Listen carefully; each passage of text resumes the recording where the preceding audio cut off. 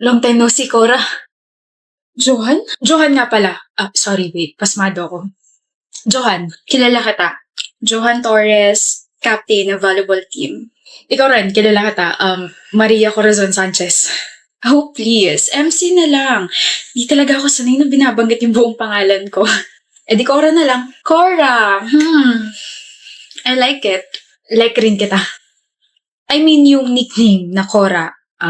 Sorry, medyo gumaganon yung utak ko kapag nakakausap kita eh. Nagpapanik ako. Mukhang nawawala angas ni Captain Bahala ka. Asarin ka dyan. Kung aasarin nila ako dahil sa'yo, ayos lang.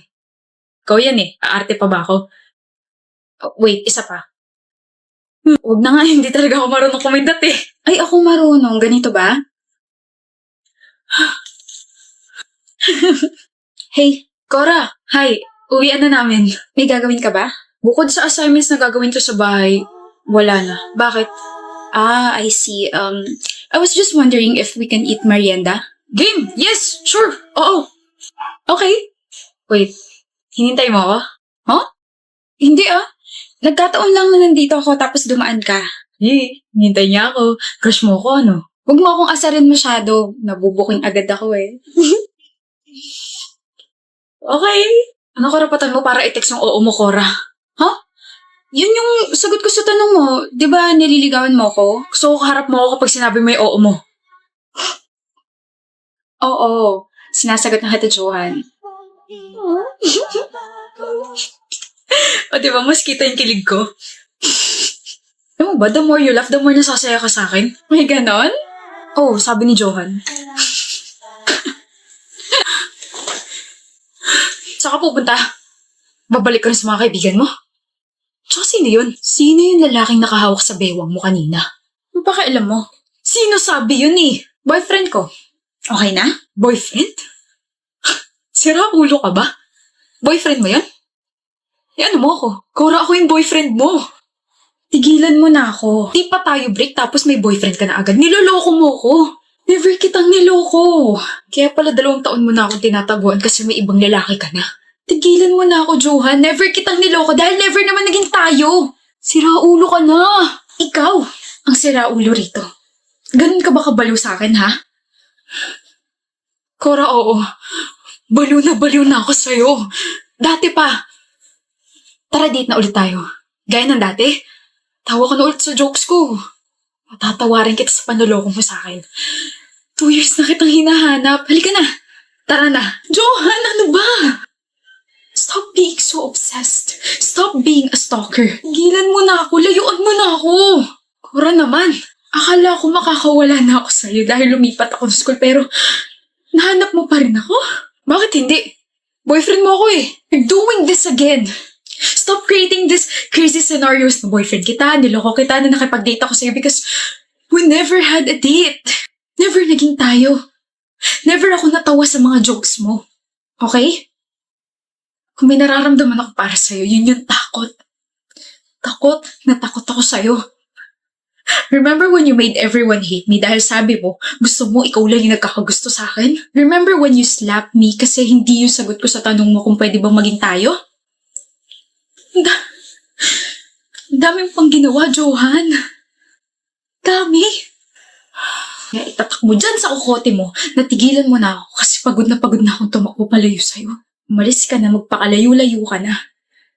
Tigilan mo na ako. Cora, do this again and I'm gonna file a complaint against you at sisiguraduhin ko makukulong ka.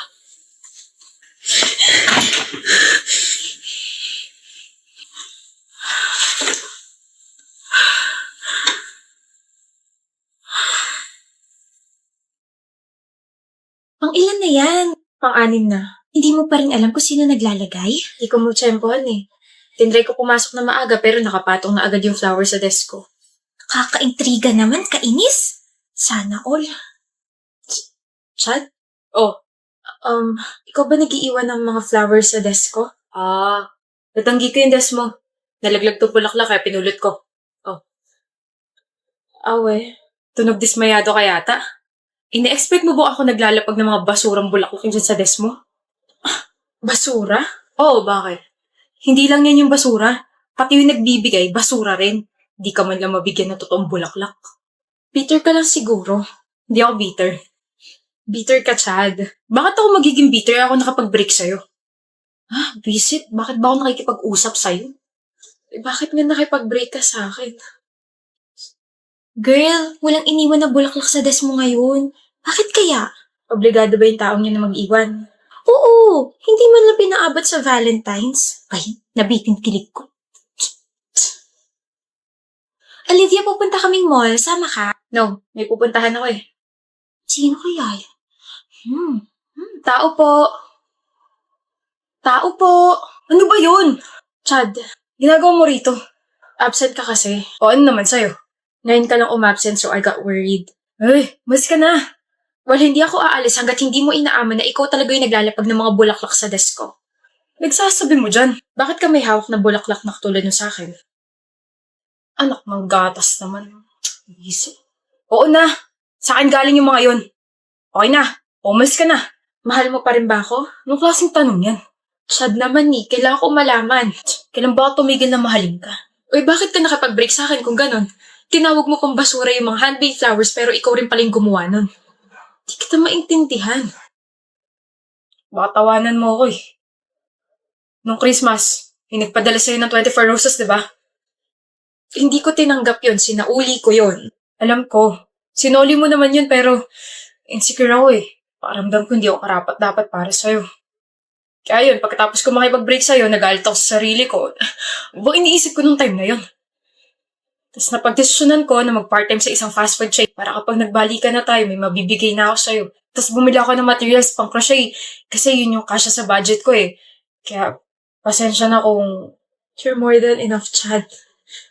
You, your efforts, your love are more than enough.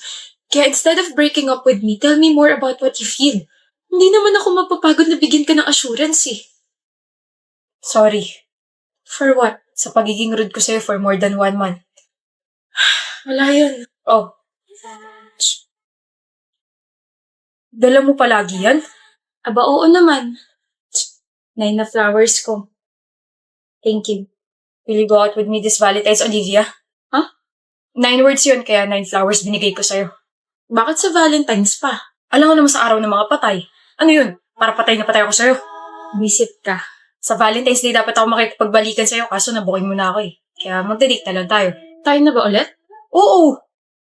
Hindi pa ba? Siyempre, tayo na ulit. Pakutos nga isa. Kiss muna. Nasaan na yun? Yung Aria? Nasaan na yung kabit mo, Cleon? Wala akong kabit. Meron. Nakita ko. Wala nga. Meron. Desisyon ako. Kung ako sa'yo, aamin na ako at ilalabas ko na yung kabit ko para hindi na humaba pa tong usapan na to. Eh yun nga yung problema eh. Hindi ako ikaw kaya bakit ko ilalabas yung kabit ko? So meron nga. Ano? Meron kang kabit? Wala. Wala. Wala. Wala. Walang yakang! Ay! Ano ba? Nasasaktan ako. Masasaktan talaga kung iilag ka. Ano yan? Aria? Sa labas na tayo mag-usap, please. Tumabi ka? Extension? Oh, please! Nakakailang takes na tayo tapos hindi pa rin maayos yung pagkakabit niyo na extension. You are all useless. Pasensya na po, Miss Adina. Hindi yata po nakabit ng maayos. Ano hindi yata? Stupida. Hindi talaga maayos yung pagkakabit. Calm down, Adina. Calm down. Stupid stylist. Stupid production. You are all stupid. Sinasayang niyo yung oras ko. Baka nakakalimutan niyo na ako ang pinaka-busy rito.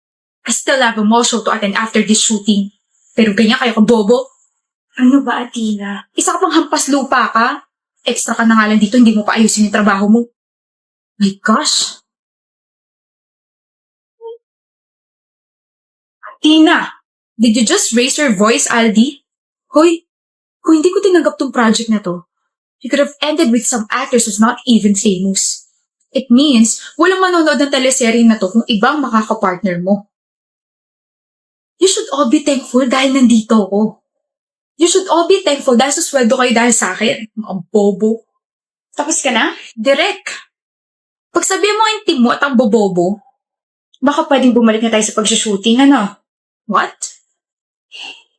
Ikaw ang nagsasayang sa sarili mong oras, Miss Athena. Sa kakadaldal mo, malapit na mag-alas 6 at malapit na yung mall show mo.